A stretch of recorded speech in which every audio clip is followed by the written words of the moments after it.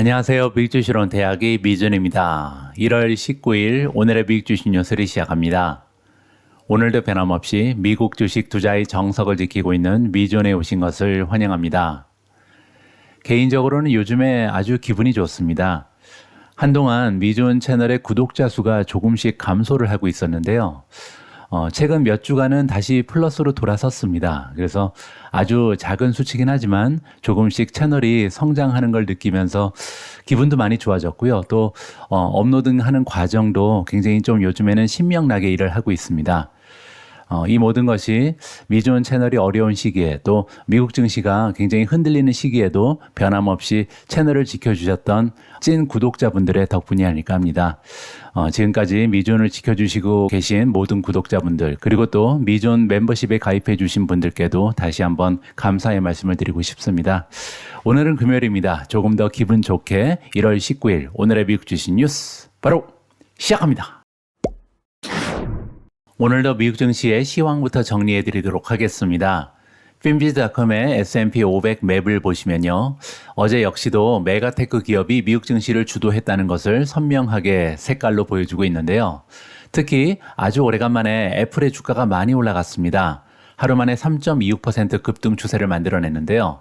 어제 하루 동안 애플의 주가가 이렇게 많이 상승한 이유는요. 아주 간단합니다. 뱅크 오브 아메리카라는 투자기관에서요. 어제 애플에 대한 투자 등급을 상향 조정했습니다. 그러면서 이제 목표 주가를 $225를 줬는데요. 그렇게 되면 지금 현재 주가에서 20% 이상 급상승할 수 있다. 좋은 평가를 안겨줬습니다. 따라서 한동안 계속해서 우울한 소식만 들렸던 애플에 간만에 호재가 발생하면서 주가가 급등했다. 이렇게 정리가 가능합니다. 어제는 애플뿐만 아니라 미국 증시가 전반적으로 좋은 추세를 만들어냈습니다. 다우존스는 0.54% 올라가면서 마감이 됐고요. S&P 500은 플러스 0.88, 나스닥은 1.35% 하루 만에 급등했습니다. 어제 나스닥의 급등 추세를 만드는 데 도움이 됐던 성장주의 이름을 좀 살펴보면요. TSMC가 무려 9.79% 하루 만에 급등했습니다. 개인적으로는 주식을 좀 추가 매수한 이후에 갑자기 이렇게 주가가 올라가서 기분이 굉장히 좋았는데요. 어제 말씀드린 것처럼 TSMC의 어닝 결과가 굉장히 좋았기 때문이고요. 또 가이던스 역시 굉장히 훌륭했습니다.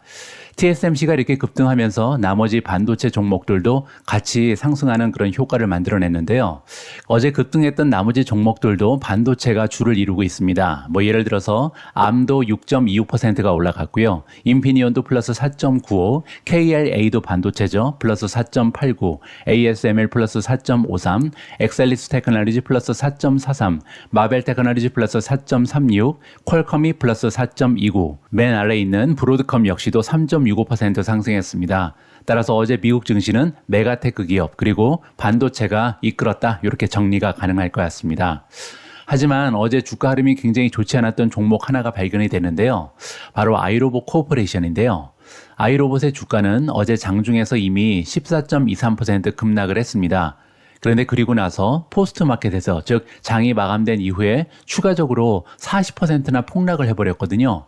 그렇게 되면 어제 하루 동안만 50% 이상 주가가 떨어졌다 이렇게 정리가 가능한데요. 도대체 아이로봇의 주가가 왜 이렇게 많이 떨어졌는지 이 부분에 대한 기사부터 잠깐 설명을 드릴까 합니다. 기사의 제목에서 우리가 살펴볼 수 있는 것처럼 아이로봇이 아마존 판매 차단 계획을 보도하면서 40%나 폭락을 했다. 이러한 기사가 보도가 되고 있는데요. 조금 자세한 내용을 읽어보시죠. 유럽 반독점 규제 당국이 아마존에 의한 $17억 규모의 아이로봇 매각을 차단할 것으로 예상된다. 이러한 보도가 나왔고요. 그러면서 이제 아이로봇의 시간의 거래에서 40%나 주가가 떨어지는 계기가 마련됐다. 이렇게 정리해 볼 수가 있겠죠. 보도 매체는 월스트리트저널이었습니다. 월스트리트저널의 보도 내용에 따르면요. 유럽위원회, 유로피안 커미션 관계자들이 목요일날 아마존의 대표들을 만난 것으로 파악이 되는데요. 이 미팅에서 이제 이번 거래가 거부될 가능성이 높다. 이러한 얘기가 흘러나왔다는 거죠. 자, 그런데 문제는요. 아이로봇의 주가는 지난 수요일 날 이미 폭락을 했습니다. 그때는 이제 아마존이 유럽의 반독점 규제 당국을 달래기 위해서 보완된 제안을 하지 않았다. 이러한 보도 내용이 있었거든요. 이 얘기는 뭐냐면 이제 반독점 규제 당국에서 이번 인수권은 합당치 않다. 우리는 반대한다. 뭐 이러한 이제 입장을 표명했을 때 아마존 입장에서는요. 제안을 좀 수정할 필요가 있는 거죠. 이러이러한 부분을 보완해서 다시 한번 프로포즈를 내야 되는데 이걸 포기했다. 이러한 기사 내용이 있었거든요. 그때 이미 20% 급락했습니다. 그리고 나서 어제 다시 한번 50% 이상 떨어진 거죠. 따라서 지금 아이로봇에 투자하시는 분들 입장에서는 굉장히 안타까운 그런 상황이 발생하고 있는 거고요. 자, 그러면 아이로봇의 주가는 어느 정도 떨어졌는지 제가 잠깐 보여드리죠. 지난 5년 동안 마이너스 73%라고 나오는데요. 여기 2021년 초반을 보시면요. 아이로봇은 최고가가 126을 찍은 적이 있습니다. 따라서 지금 현재 주가가 14.20까지 떨어져 있기 때문에 사실상 거의 마이너스 90% 정도 떨어졌다. 이렇게 볼 수가 있는 거겠죠. 자, 그래서 여기서 한 가지 또 보여드릴 점이 있는데요. 바로 퀀트 레이팅입니다. 지금 현재 여러분들 보시는 것처럼 퀀트 레이팅에서는 스트롱 셀을 보이고 있는데 과연 언제부터 매도를 주장했는가 이 부분도 굉장히 궁금해지잖아요.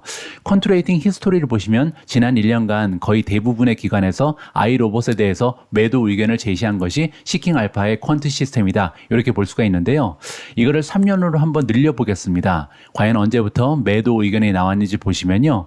자, 여기에 있죠. 주가가 97달러, 98달러 이때부터 이제 아이로봇은 팔아야 된다. 이러한 주장을 시킹 알파가 한 적이 있습니다. 따라서 지금 현재 주가가 14달러까지 떨어졌는데요. 이때라도 좀 팔았으면 좋았을 걸. 이렇게 좀 후회를 하게 되는 거죠. 자, 어쨌든 이번 아이로봇의 주가 흐름을 보면서 다시 한번 시킹 알파의 퀀트 시스템을 좀 어느 정도 신뢰를 가지고 믿어볼 만하다. 이러한 느낌을 다시 한번 갖게 됐습니다. 물론 이제 퀀트 레이팅이 무조건 맞다고 말씀드린 것도 아니고요. 퀀트 레이팅을 따라서 무작정 투자하자. 이러한 의견을 드리는 건 아닙니다. 하지만 그럼에도 불구하고 퀀트 시스템에서 스트롱셀, 매도 의견을 나타내게 되면요. 어느 정도 리스크가 굉장히 큰 종목이라는 것을 좀 인정을 하고요. 비중을 줄인다든지 여러 가지 대처를 할 필요가 있다. 개인적으로 판단합니다. 사실 어제 미국 증시는요. TSMC의 어닝 결과가 없었다면 떨어질 가능성이 높았습니다. 왜냐하면 어제 발표된 미국 경제 지표 하나가 굉장히 좀 미국 증시에는 불리한 내용이 들어 있었거든요. 바로 미국의 실업수당 청구 건수였습니다. 기사의 제목에 나와 있는 것처럼 2022년 9월 이후에 최저치가 기록이 됐거든요. 그 얘기는 실업수당을 신청하는 사람이 없다는 거죠. 따라서 너무나 고용시장이 단단하다는 모습을 다시 한번 확인해 볼 수가 있었는데요. 자세한 내용을 한번 읽어보시죠. 지난주 미국의 신규 실업수당 신청 건수가요. 예상치 못하게 1년여 만에 최저 수준으로 떨어지면서 올해 들어 노동시장의 회복세가 뚜렷해지고 있음을 다시 한번 보여줬다. 이렇게 정리가 가능한데요. 목요일에 발표된 노동부 데이터에 따르면요. 1월 13일로 끝나는 주에 신규 실업수당 청구 건수는요. 16,000건이 감소한 18만 7천 건으로 집계가 됐습니다. 그리고 이 수치는요. 경제학자들을 대상으로 한 블룸버그 설문조사에 나왔던 모든 예상치를 밑돌았다. 따라서 예상치의 평균만 밑돈 게 아니고요. 이렇게 낮은 수치를 예상했던 경제학자는 단 한 명도 없었다. 이렇게 우리가 살펴볼 수가 있는 거죠. 실업수당을 받는 사람들의 수를 나타내는 지속 청구 건수를 보시면요. 181만 건으로 3주 연속 감소하면서 10월 이후에 최저치를 기록했습니다. 자, 여기 그래프 위쪽에 나와 있는 것처럼요. 지난 6월 이후에 계속해서 신규 실업수당 청구 건수가 줄어들고 있습니다. 따라서 가면 갈수록 오히려 노동시장이 강력해지고 있다. 이러한 느낌을 받을 정도거든요. 따라서 지금 시장의 기대와는 반대쪽의 모습을 보이고 있다. 이렇게 우리가 살펴볼 수가 있는 거고요. 미국 고용시장은 지난 한 해 동안 경제학자들의 예상을 뒤엎고 금리 상승에도 불구하고 견조한 모습을 유지했다. 따라서 실업률을 낮추는 데 기여해 왔죠. 자, 그런데 문제는요. 이렇게 노동시장이 강력하면요. 연준 입장에서는 금리를 내리기가 굉장히 좀 어려워지는 거죠. 따라서 연준 관계자들은 올해 금리 인하를 고려하면서 경기 둔화에 추가 징후를 주시할 가능성이 높다. 그렇게 되면요. 3월 달에 금리 인하가 발생할 가능성이 굉장히 낮아지고 있다. 이렇게 우리가 예측을 해볼 수가 있겠습니다. 또한 목요일 날 발표된 별도의 보고서에 따르면요. 작년 마지막 달에 12월에 신규 주택 건설 신청이 증가했다라고 합니다. 따라서 주택도 계속해서 짓고 있는 거죠. 향후 수요에 대한 낙관적인 전망을 나타냈다라고 정리가 되어 있는데요. 따라서 어제 발표된 미국의 경제 지표는요, 모두 미국 경제가 얼마나 단단한지 이 부분을 보여주고 있습니다. 따라서 아까 제가 말씀드린 것처럼 TSMC의 실적이 없었다면 주가가 떨어질 수도 있었습니다. 왜냐하면 주가는요, 실적 곱하기 멀티플이잖아요. 따라서 어제 발표된 경제 지표에 따르면 멀티플이 떨어질 가능성이 높은 거죠. 왜냐하면 금리를 인하할 가능성이 조금씩 줄어들고 있잖아요. 금리를 인하하지 않으면요, 시장의 멀티플은 올라갈 수 없습니다. 따라서 어제 이러한 지표가 발생되면서 미국 증시에는 부정적인 영향이 발생할 수 있었는데, 문제는요, 어닝이 올라갔죠. 왜냐하면 TSMC가 어닝을 발표하면서 지금 반도체 쪽에 굉장히 강력한 성장이 기대가 된다. 따라서 2024년 기업들이 굉장히 좋은 성장을 만들어낼 것이다. 따라서 주가는 실적 곱하기 멀티플이기 때문에 지금 멀티플에 대한 걱정이 있긴 하지만 문제는 실적이 올라갈 것이다. 이러한 기대감에 어제 미국 증시가 힘을 냈다. 이렇게 정리가 가능합니다. 저는 개인적으로 오늘 미국 증시에서도 반도체 섹터가 미국 증시를 끌어올리지 않을까 기대를 하고 있는데요. 첫 번째 이유는 어제 있었던 TSMC의 어닝 결과고요. 두 번째는요, SMCI, 슈퍼 마이크로 컴퓨터 덕분입니다. 자, 여기 보시면요, 슈퍼 마이크로 컴퓨터의 주가가 장 마감 이후에 무려 11% 가까이 급등 추세를 만들어내고 있는데요. 그럴 만한 이유 하나가 있었습니다. 이번 기사의 제목을 보시면요, 장 마감 이후에 주가가 급등하고 있는데 그 이유는 무엇일까? 이렇게 질문을 던지고 있죠. 정보기술 하드웨어 제조업체인 슈퍼 마이크로 컴퓨터가 2024년 2분기 매출 그리고 이익 가이던스를요, 상향 조정했습니다. 다음 분기에 대한 가이던스를 올렸다는 거죠. 자, 목요일 날 SMCI의 주가는 장 마감 이후에 11%까지 급등을 했다. 그리고 시간을 거래해서 10.94% 상승한 345.50달러에 마감이 됐습니다. 슈퍼마이크로는 이제 회계 2분기 순매출을 36억 달러에서 36억 5천만 달러로 예상한다라고 어제 밝혔는데요. 그렇게 되면 예전의 예상치였던 27억 달러에서 29억 달러에 비해서 무려 30%나 상향 조정된 수치입니다. 엄청나게 많이 올린 거죠. 그리고 조정 주당 순이익, 우리가 영어로 논갭 EPS라고 부르는 건데요. 논갭 EPS 역시도 이전의 가이던스는 4.40에서 4.88이었습니다. 그런데 이거 역시도 20%나 올리면서 5.4에서 5.55달러는 가능하다. 이렇게 지금 긍정적인 전망을 제시한 거죠. 따라서 이렇게 다음 분기에 대한 실적이 굉장히 좋을 거라 미리 발표를 하면서 주가가 10% 이상 급등하는 계기가 마련됐습니다. 이번 가이던스는요, 2분기 시장의 컨센서스 매출 추정치 28억 4천만 달러, 그리고 주당 순이익 추정치는 4.5인데요. 이거에 비해서도 훨씬 더 높은 수치죠. 따라서 시장이 기대했던 것보다 훨씬 더 좋은 어닝 실적을 다음 분기에 발표할 것이다. 이렇게 귀뜸을 해준 겁니다. 그 아래쪽에는 슈퍼 마이크로 컴퓨터에 대한 소개가 나와 있습니다. 슈퍼 마이크로 SMCI는요, 렉 마운트 서버, 그래픽 처리 장치, GPU죠. GPU 서버, 마드보드, 셰시, 이더넷 스위치, 그리고 어댑터 같은 하드웨어 제품을 생산하고 판매하는 기업이라고 보시면 되는데요. 그 중에서도 가장 중요한 거는 렉 마운트 서버, 그리고 GPU 서버겠죠. 따라서 인공지능 시대가 가속화되면서 슈퍼 마이크로 컴퓨터가 제작하는 렉 마운트 서버랑 그래픽 처리 장치, GPU의 서버 수요가 급등하고 있다. 이렇게 우리가 기대를 해볼 수가 있습니다. 따라서 슈퍼 마이크로 컴퓨터는 성명을 통해서 자사의 렉 규모, 그리고 AI 통합 IT 솔루션에 대한 시장, 최종 고객의 수요가 굉장히 강세를 보이고 있다. 따라서 엄청나게 매출이 늘고 있다. 이렇게 가이던스를 상향 조정하는 이유를 밝혔다라고 이해가 가능합니다. 자, 여기 나와 있는 렉 마운트 서버가 뭔지 잠깐 보여드리고 싶은데요. 바로 이 그림입니다. 여기 보시면 이 하나하나가 다 컴퓨터거든요.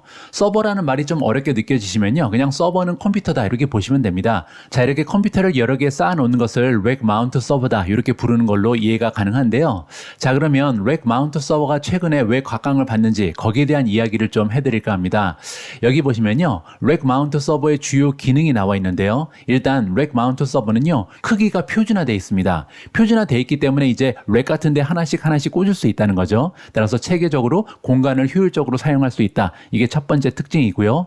두 번째는요, 고밀도입니다. 왜냐하면 렉에 장착하도록 설계되어 있기 때문에 렉 마운트 서버는요, 서로 매우 가깝게 쌓을 수 있다. 따라서 공간을 절약하고 좁은 공간에 굉장히 많은 컴퓨팅 성능을 보유할 수 있다. 이렇게 이해가 가능하겠죠. 그 얘기는요, 데이터 센터에 너무나 중요하다. 데이터 센터는 너무나 많은 정말 엄청난 용량을 필요로 하잖아요. 따라서 제한된 공간에 많은 컴퓨팅 컴퓨팅 파워를 설치할 수 있는 것이 바로 렉 마운트 서버다. 이렇게 보시면 되겠습니다. 그뿐만이 아니죠. 거기에 강력한 프로세서라든지 대용량 메모리, 고성능 스토리지가 장착되어 있기 때문에 거대한 슈퍼컴퓨터를 만드는데 굉장히 유리하다. 이렇게 보시면 되고요.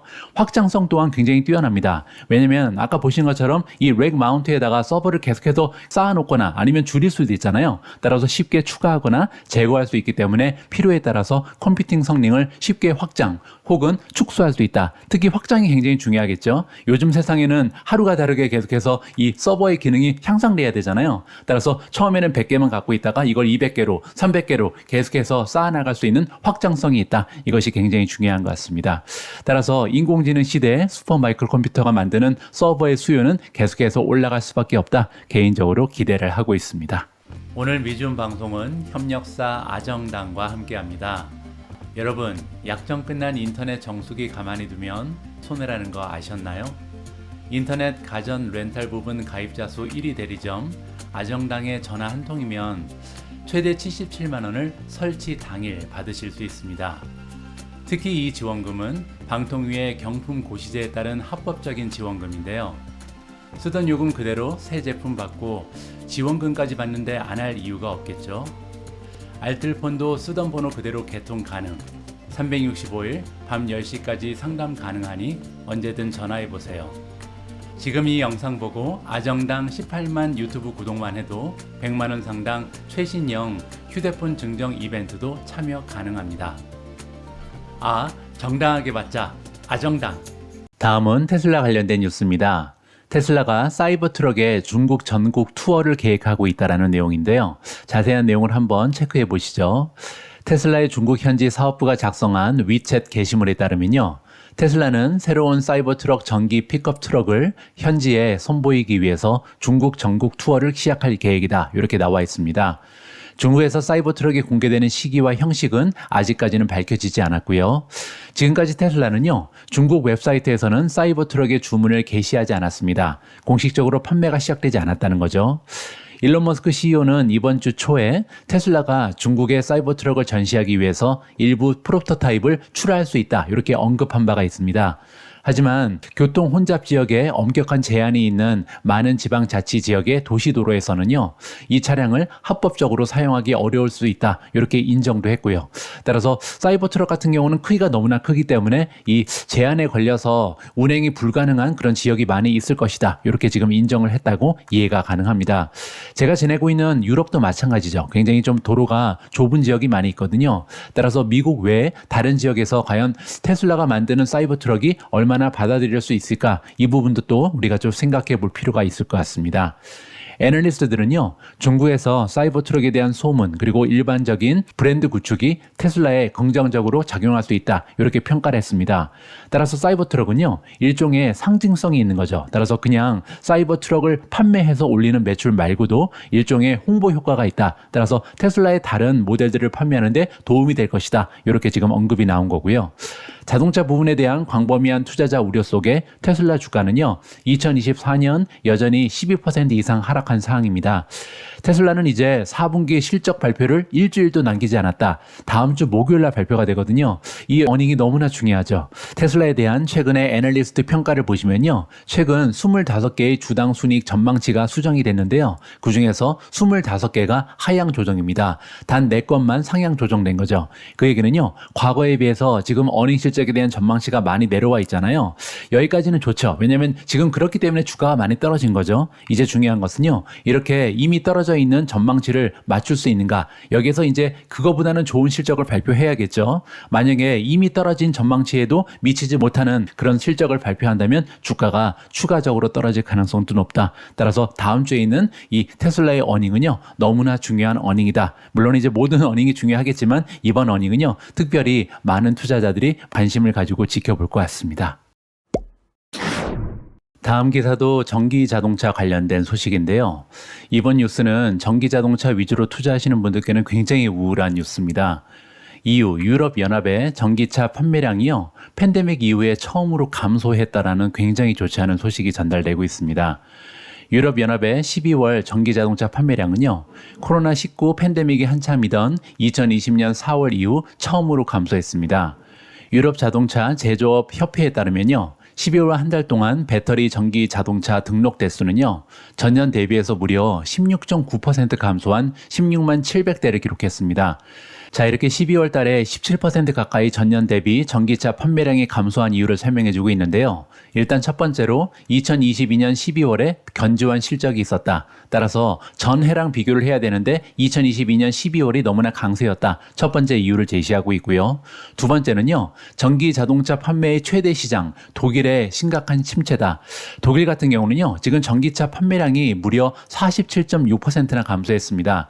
여러분들 잘 알고 계신 것처럼 독일이 지금 리세션에 빠져 있잖아요. 거기에다가 동시에 12월 달부터 전기자동차에 대한 정부 보조금을 완전히 삭감했습니다. 그래서 더 이상 전기차를 사도 보조금을 받지 못한다는 거죠. 그렇기 때문에 이렇게 50% 가까이 판매량이 급감하는 엄청난 추세를 만들어내고 있다. 이렇게 우리가 정리를 해볼 수가 있겠죠. 하지만 12월에 부진한 집계에도 불구하고 2023년 연간의 전체 배터리 전기차 판매량은요. 150만 대를 넘어서 2022년에 비해서 37% 성장을 일궈냈습니다. 배터리 전기 자동차의 시장 점유율은 14.6%를 찍었고요. 디젤 자동차가 13.6이기 때문에 이제 전체 판매되는 자동차 중에 디젤보다는 전기 자동차가 더 많다. 이렇게 정리가 가능하겠죠. 아직까지 1위는 개솔린입니다. 개솔린 자동차는 35.3%로 아직까지 시장 점유율 1위를 지키고 있고요. 하이브리드 전기 자동차는 25.8%로 오히려 전기 자동차보다 훨씬 더 높은 점유율을 차지하면서 2위를 지키고 있다. 이렇게 정리가 가능하겠죠. 자, 다음에는요. 12월 유럽 자동차 등록 시장 점유율 순인데요. 테슬라가 한참 밑으로 떨어졌습니다. 폭스바겐이 26.1%로 1위고요. 2위는 스텔란티스가 14%. 그 뒤를 보시면 리놀트가 11.9, BMW 8.3, 현대가 7.6을 보이고 있는데요. 테슬라 같은 경우는 점유율이 지금 3.5%로 뚝 떨어졌습니다. 그 이유는 우리가 잘 알고 있는 것처럼 북유럽 쪽에서 지금 노조와의 마찰로 인해서 판매가 급격하게 떨어졌잖아요. 따라서 12월 한 달 동안은 테슬라가 맥을 추지 못했다. 이렇게 정리가 가능하겠죠. 자, 어쨌든 북유럽의 문제 때문에 테슬라의 판매량이 급감한 것도 문제지만요. 그보다 더 중요한 것은 지금 독일이 굉장히 좋지가 않아 보입니다.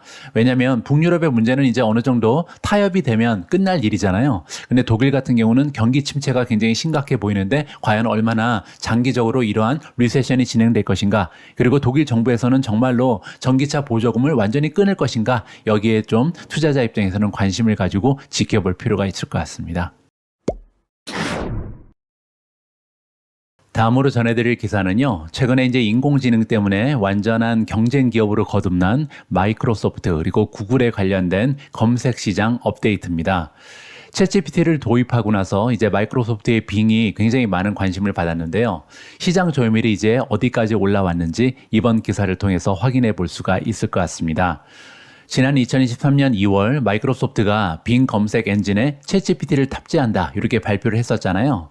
그때 많은 낙관적인 분석가들은 이를 검색 시장을 뒤울 만한 이벤트다. 그리고 구글의 지배력을 무너뜨릴 수 있는 아이폰의 순간이 찾아왔다. 이렇게 선언한 바가 있습니다. 그때 이제 구글의 주가가 많이 빠졌었죠.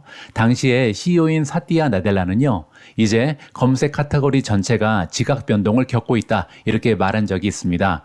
자, 그리고 나서 거의 1년이 지났습니다. 하지만 지각 변동은 아직 일어나지 않았다. 이렇게 결론을 내고 있는데요. 데이터 분석 회사 스택카운터에 따르면요. 2023년 말 마이크로소프트 검색 엔진은 전 세계 검색 시장의 3.4%를 차지하는 데 불과했습니다. 자, 그렇게 되면요. 챗GPT 발표한 이후에 1%포인트도 증가시키지 못한 거죠. 자, 여기 나와 있습니다. 12월 기준으로 지금 전 세계 검색 시장의 시장 점유율을 보시면요. 야후가 1.1, 얀덱스 1.6, 빙이 3.4%에 불과하고요. 91.6%를 아직까지 구글이 점령하고 있다. 이렇게 정리가 가능하겠죠. 하지만 센서타워에 따르면요. 마이크로소프트가 검색 엔진에 제너레티브 AI를 도입하기 한 달 전에 사람들은요. 12월 전에 비해서 그 전년에 비해서 검색 엔진 사용 시간을 33%나 줄인 바가 있다고 합니다. 따라서 빙은 굉장히 안 좋은 추세를 보이고 있었죠. 빙을 사용하는 사람들의 숫자가 점점 줄어들고 있는 가운데 그리고 나서 제너레티브 AI가 도입됐다. 이렇게 볼 수가 있는 거죠. 따라서 챗GPT의 탑재는요. 적어도 이러한 감소세를 반전시키는 데 도움이 됐다. 이렇게 결론을 내볼 수가 있습니다. 블룸버그 인텔리전스가 센서 타워 모바일 앱 데이터를 분석해 본 결과 2023년 2분기에요.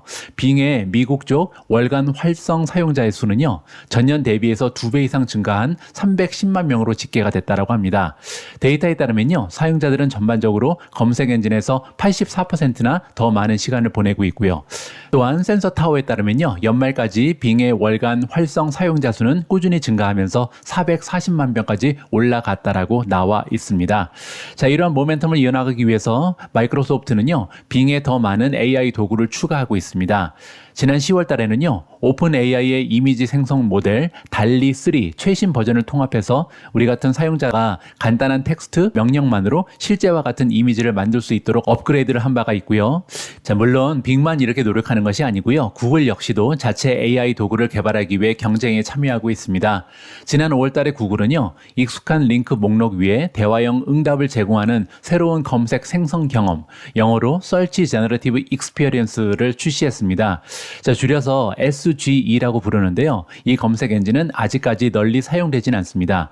하지만 구글은요. 올해 안에 가장 강력한 대규모 언어 모델인 제미나이를 SGE에 포함시킬 계획이다. 따라서 새로운 형태의 검색 엔진이 등장한다. 이렇게 우리가 기대를 해볼 수가 있는 거죠. 알파벳 사업부는 또한 상당한 이점을 보유하고 있다라고 나와 있는데요. 그 얘기가 뭐냐면 지금 현재 시장 점유율이 90%를 넘잖아요. 그리고 아이폰을 비롯한 애플 하드웨어의 기본 검색 엔진으로 사용되고 있고요. 삼성도 마찬가지죠. 따라서 구글에 중요한 인계값을 제공한다. 이 얘기는요. 영어로 이제 크리티컬 매스라고 하는데 규모의 경제에 이점을 가지고 있다는 거죠. 그 얘기가 뭐냐면 더 많은 사람들이 사용하면 사용할수록 검색 엔진은요. 더 많은 정보를 얻게 되죠. 이 사용자들이 쭉 검색의 결과를 나타내게 되면 어떤 걸 많이 클릭하는지 굉장히 소중한 정보를 많이 가지고 있는 게 구글이잖아요. 따라서 구글은 그 데이터를 이용해서 사람들이 유용하다고 생각하는 방식으로 결과를 계속해서 제공할 가능성이 높다. 따라서 우리가 빙에 가서 검색하는 것보다는요. 구글에 가서 검색할 때 우리한테 필요한 링크가 더 잘 올라올 가능성이 높다는 거죠. 왜냐하면 소중한 정보를 이미 가지고 있다. 시장의 90%를 점령하고 있는 이점이 있는 것이 바로 구글이다. 이렇게 정리가 가능합니다. 물론 이제 마이크로소프트의 빙도 한 가지의 장점은 있습니다. 지금 시장 점유율이 3%밖에 되지 않기 때문에 굉장히 다양한 시도를 해볼 수 있겠죠. 구글은 그렇게 할 수가 없죠. 90% 이상 시장 점유율을 가지고 있다는 건요. 지금 현재 안주할 수밖에 없습니다. 자칫 커다란 변화를 만들었다가 시장 점유율을 잃을 가능성이 높잖아요. 하지만 마이크로소프트는 뭐 시장 점유율이 거의 없는 거나 마찬가지이기 때문에 새로운 시도를 계속해서 하면서 구글을 능가할 수 있는 방법을 찾아낼 수도 있다. 이렇게 우리가 좀 장점도 얘기해 볼 수가 있을 것 같습니다.